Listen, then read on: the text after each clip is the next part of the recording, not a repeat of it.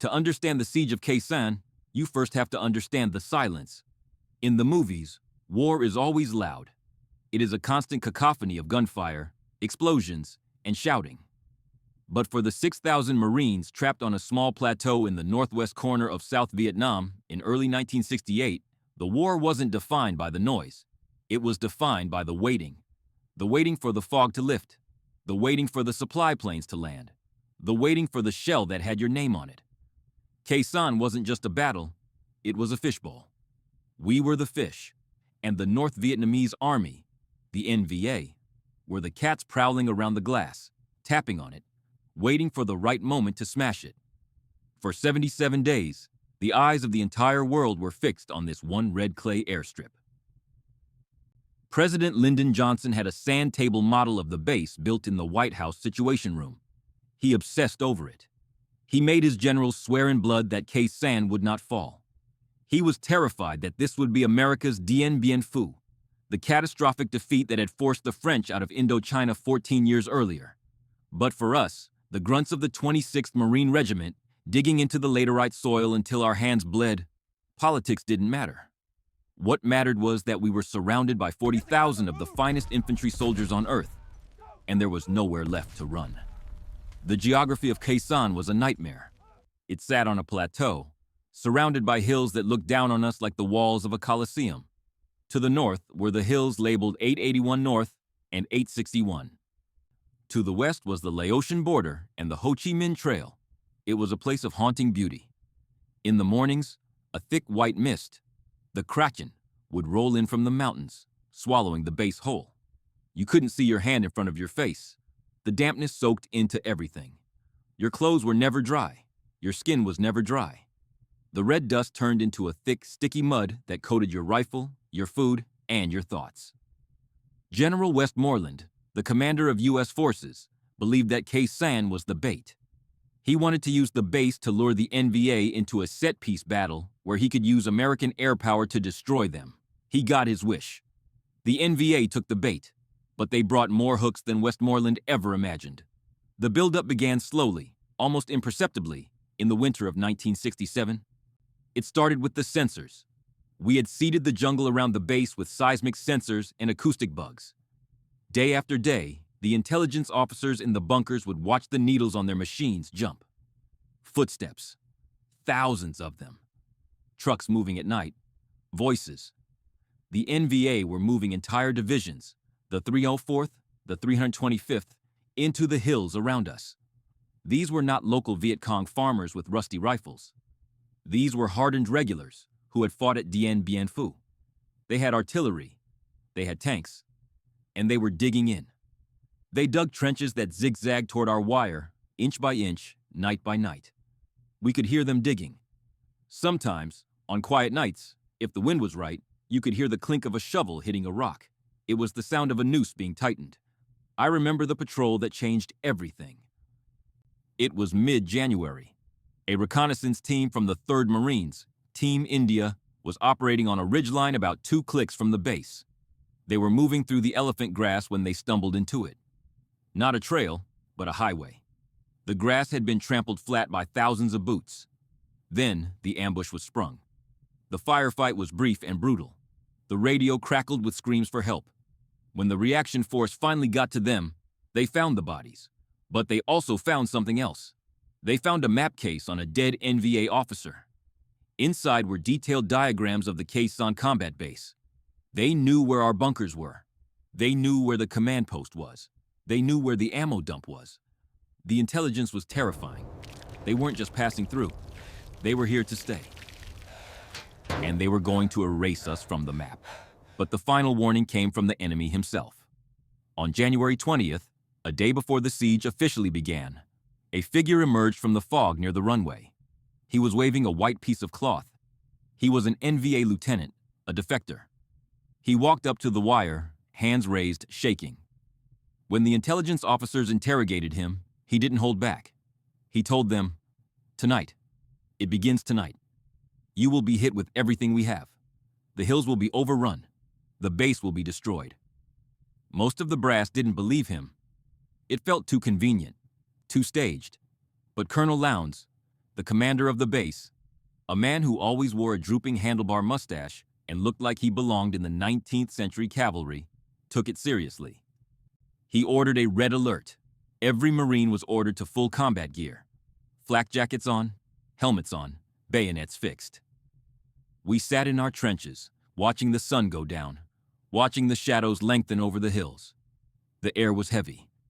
The birds had stopped singing. Even the insects seemed to have gone silent.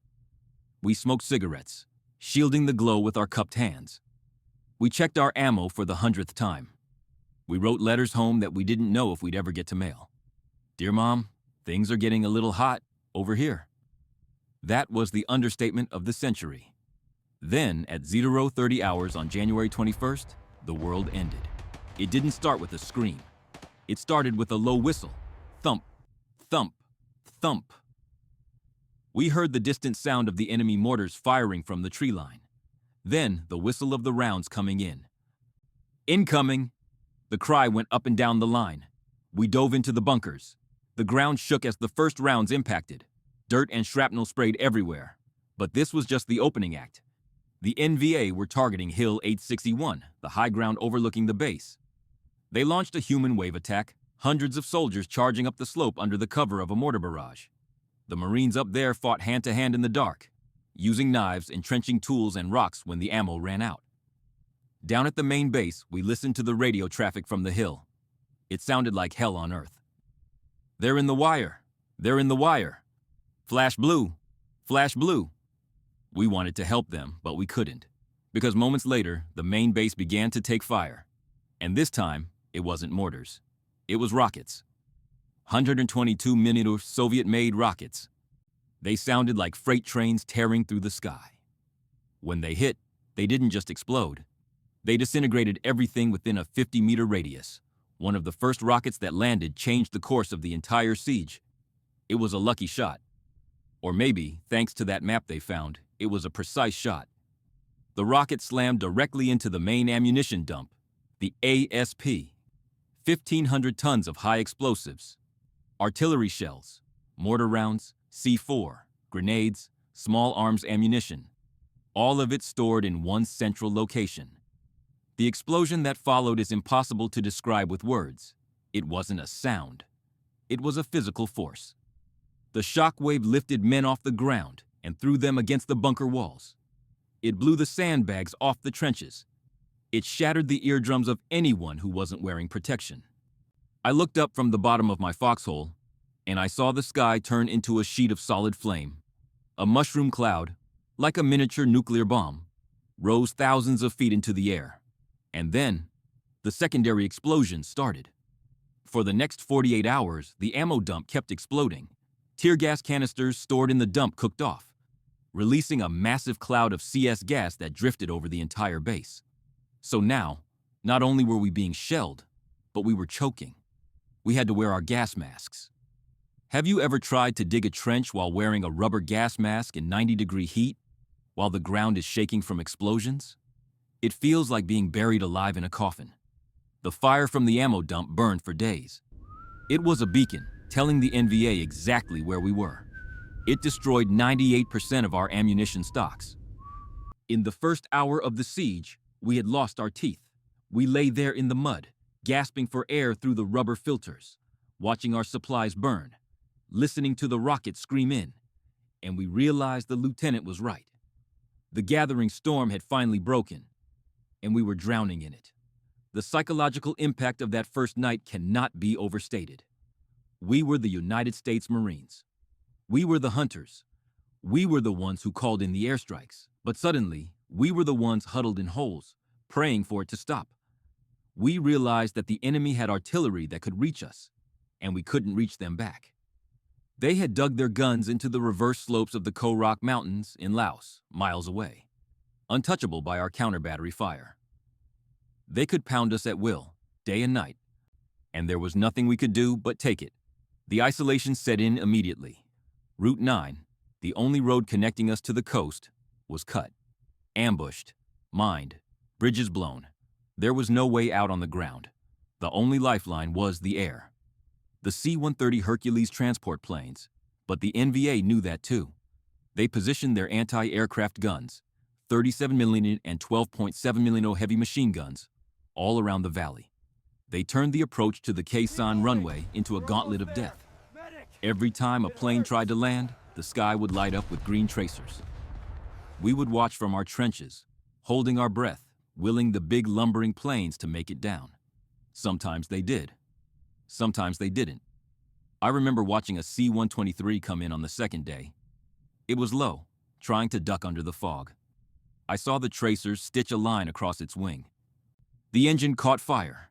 The plane rolled over, slow and graceful, and slammed into the hillside just outside the perimeter. A ball of fire. Then silence. No survivors. That was the message the NVA was sending us. You are trapped. No one is coming to save you. You are going to die here. Oh, but Marines are stubborn. If we couldn't run and we couldn't attack, we did the only thing left. We dug. We turned Khe Sanh into a subterranean city. We went deep. We scavenged timber from the destroyed bunkers to reinforce our roofs. We stole runway matting, heavy steel plates, to cover our foxholes. We filled millions of sandbags. The red clay became our skin. We ate it. We slept in it. We wore it. Life shrank down to the size of your fighting hole. You knew the man to your left and the man to your right. And that was your entire world. The mood in the trenches was grim, but it wasn't defeated. There was a dark humor that took over. We made jokes about the Khe Sanh target practice. We placed bets on where the next round would land. We put up signs. Home is where you dig it. Khe Sanh Country Club, members only. It was a way to stay sane. Because if you stopped laughing, you started thinking. And if you started thinking about the odds, 6,000 against 40,000, you would crack. And some men did crack. We called it the 1,000-yard stare. You'd see a guy sitting in the corner of the bunker, just looking at the wall, not blinking, not responding when you talked to him. His body was there, but his mind had checked out. It had gone somewhere safe, far away from the rockets. We didn't judge them. We just made sure their weapon was clean and pointed outward. Because we needed every gun. The siege had just begun. The NVA were tightening the noose, and the trenches were about to become our homes, and for many, their graves. After the destruction of the ammo dump, life at Khe Sanh settled into a terrifying routine. We entered the ring of fire. The NVA artillery strategy was simple. Deny us sleep, deny us movement, and deny us sanity. They shelled us around the clock. At breakfast, at lunch, at dinner, and especially at night. We learned to distinguish the sounds of death. The 122mm rockets were the loudest. They screamed like banshees. The 152mm artillery shells from Laos came in with a heavy, rushing freight train sound. The mortars, the 82mm and 60mm, were the worst because they gave almost no warning. Just a soft pop in the distance, and seconds later, an explosion inside the wire. We developed a shell psychosis. You found yourself listening to the air even when it was silent. You'd be talking to a buddy, and suddenly you'd both freeze. Eyes wide, head cocked to the side. Did you hear that? Every movement above ground was a gamble. Going to the latrine was a life-threatening operation. Most guys just stopped going. We used empty C-ration cans or ammo boxes inside the bunker. The smell in the bunkers became a mix of unwashed bodies, human waste, rotting sandbags, and fear. But the most dangerous place on the base was the airstrip. We called it Sniper Alley. The runway was our umbilical cord. It was the only way food, water, and ammo came in, and the only way the wounded got out. The NVA knew this. They zeroed every inch of that aluminum matting. Every time a C-130 or C-123 touched down, the hills would erupt. Mortars would walk up and down the runway. We had to run out under fire to unload the cargo. It was called the gaggle. You didn't march, you didn't walk. You sprinted. A forklift driver would race out, grab a pallet, and race back behind a revetment while shrapnel pinged off his roll cage. I saw a C-130 take a direct hit to the cockpit while taxiing. The pilot slumped over. The plane veered off the runway and exploded. We watched our friends die trying to bring us beans and bullets. And then there was the water. In the heat of the day, thirst was a torture. The water point was exposed. To get water, You had to run the gauntlet with 5-gallon jerry cans. People died for water. Eventually, we stopped washing. We stopped shaving. We stopped caring about how we looked. We became the damned. Our uniforms turned orange from the red clay. Our eyes were sunken and red-rimmed. We looked like animals digging in the dirt. But amidst the squalor, there was brotherhood. I remember sharing a single can of peaches with 3 other guys in a hole while rockets landed 50 yards away. We passed the spoon around like it was a sacred object. That peach slice tasted better than any steak dinner I've ever had. We talked about the world. That's what we called America. It felt like a different planet. A planet where people slept in beds and didn't have to listen for whistles in the sky. What are you gonna do when you get back? I'm gonna buy a Corvette. I'm gonna sleep for a year. I'm just gonna drink a glass of cold milk. Dreams kept us alive. But the enemy was getting closer. They were digging trenches toward our perimeter. Sapping at night. Under the illumination flares that drifted down like ghostly chandeliers, you could see the fresh earth of their trench lines getting closer to our wire. 300 meters, 200 meters, 100 meters. They were tightening the noose. We could hear them talking at night. Sometimes they would taunt us. Marine, you died tonight. Marine, go home. It was psychological warfare. They played funeral dirges over loudspeakers. And then there were the rats. The shelling had destroyed the vegetation, driving the rats into our bunkers. They were huge, bold. They crawled over us while we slept. They ate our food. They bit the wounded. It felt like nature itself had turned against us. We were fighting the NVA, the artillery, the thirst, the rats, and our own minds. One night, a sensor on the perimeter tripped. Then another, then another. Stand to. Stand to!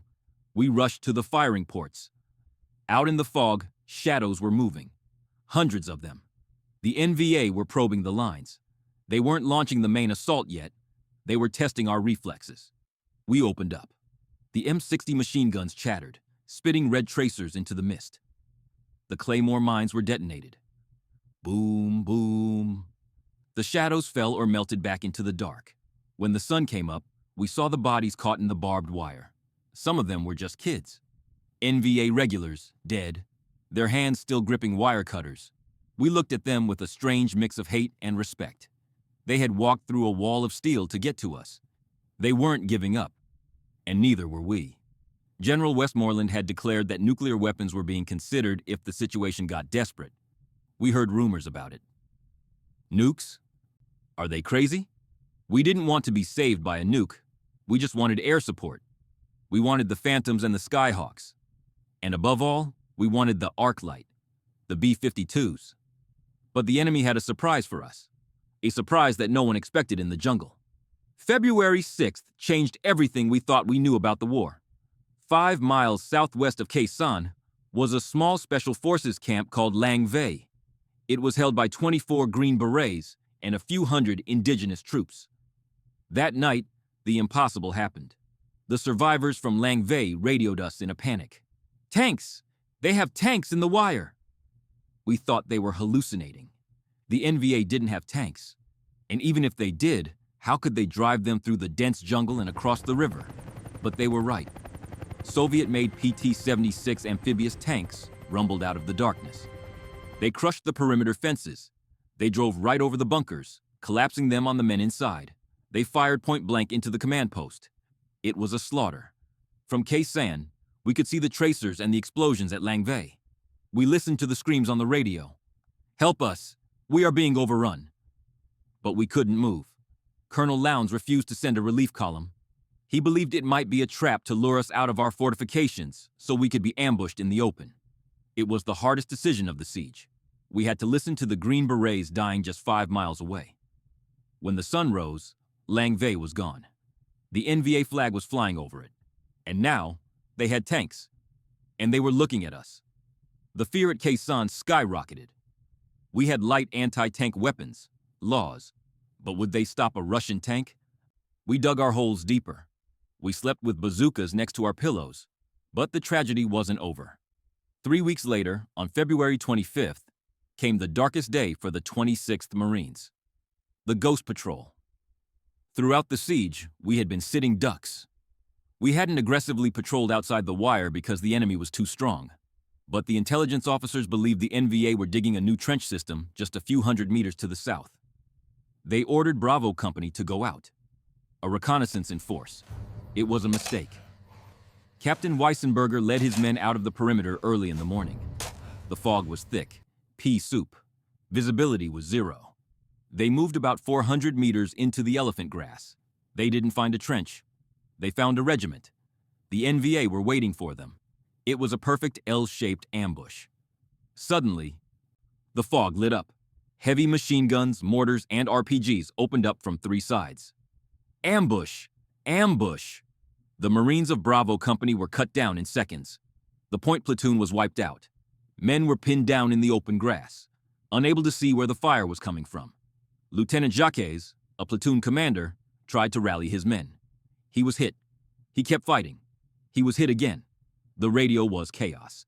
"We are taking heavy casualties. We can't move." Back at the base, we tried to give them fire support, but it was too close. We couldn't fire artillery without hitting our own men. Captain Weissenberger ordered a withdrawal.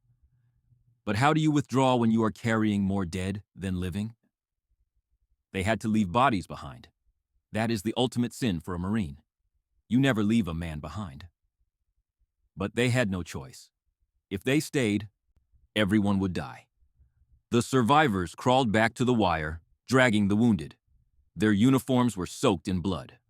Out of the 40 men in that lead platoon, 27 were dead. We watched them stumble back through the gate. It was a walk of the dead.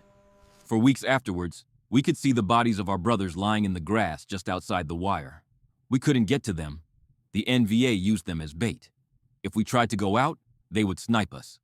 The smell of the decomposing bodies drifted into the base when the wind shifted. It was a smell that haunted us. It was the smell of failure. The morale hit rock bottom. We felt abandoned. We felt like pawns in a game we didn't understand. The NVA were building a tunnel right under our noses. They were driving tanks. They were slaughtering our patrols. And Westmoreland kept telling the press, "We have them exactly where we want them." From inside the mud and the blood of the trenches, it felt like they had us exactly where they wanted us. If the ground belonged to the NVA, the sky belonged to the United States. General Westmoreland unleashed Operation Niagara. The goal was to create a waterfall of bombs around Khe Sanh, to disintegrate the enemy before they could overrun us. It was the most concentrated aerial bombardment in history. Day and night, the sky roared. The F-4 Phantoms came in low, dropping napalm.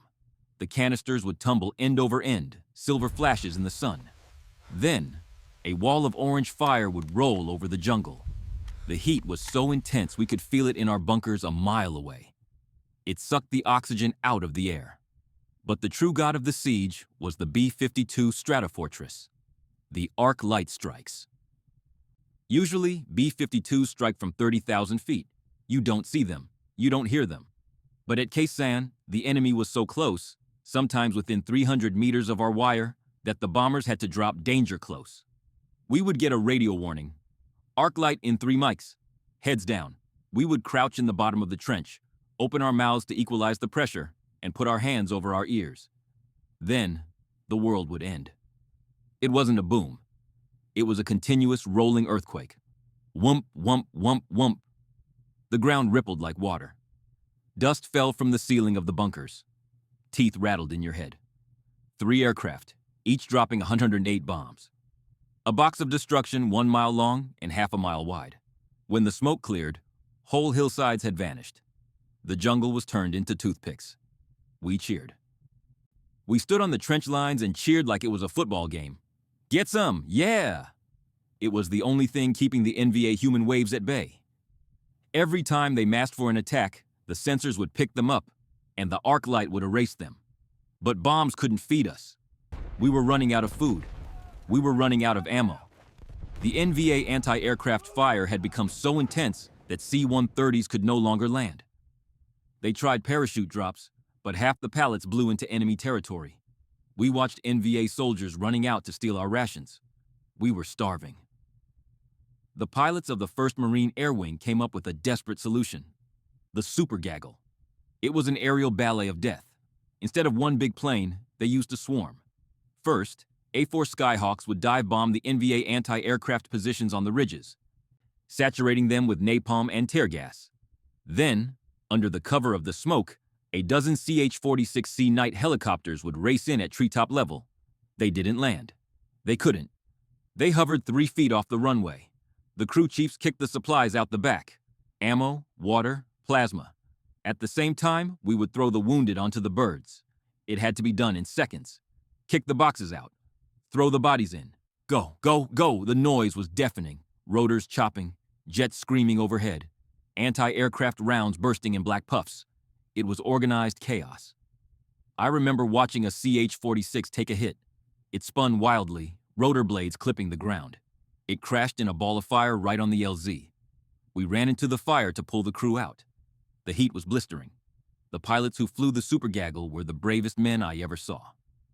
They knew the odds were suicide, but they flew anyway, because they knew we were down there waiting.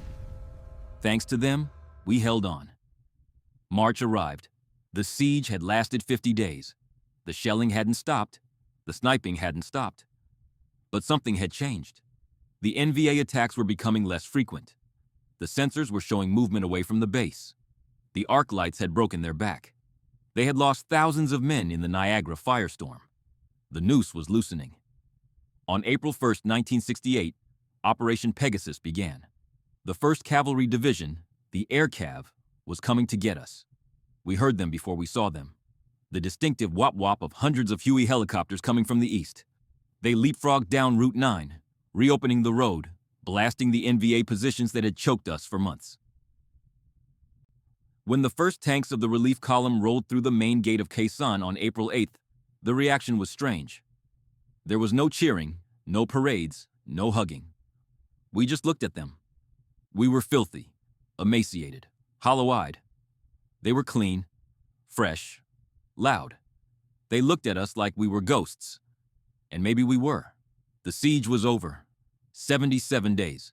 We climbed out of our holes. We stood up straight for the first time in months. The sun felt different. The air tasted different. We walked around the base, looking at the destruction. The cratered runway. The shredded tents. The mountain of brass casings. We found the bodies of the Bravo Company patrol. We finally brought them home. We put them in body bags and loaded them onto the helicopters. Then, the order came down. The order that broke our hearts more than any shell ever could.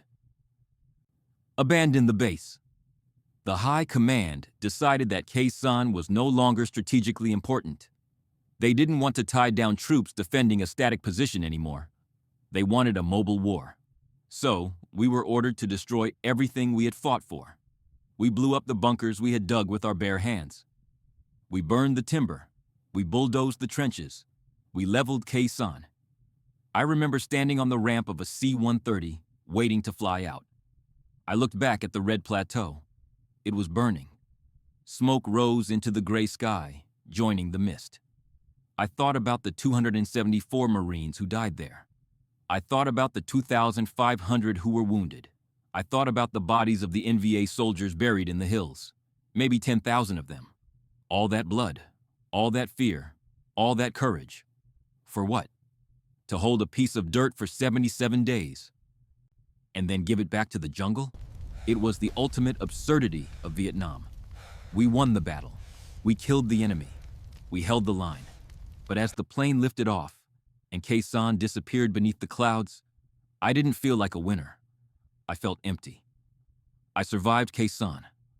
But a part of me, the innocent part, the young part, is still buried in that red clay, waiting for the incoming whistle that never ends. Years later, I went back. The base is gone now.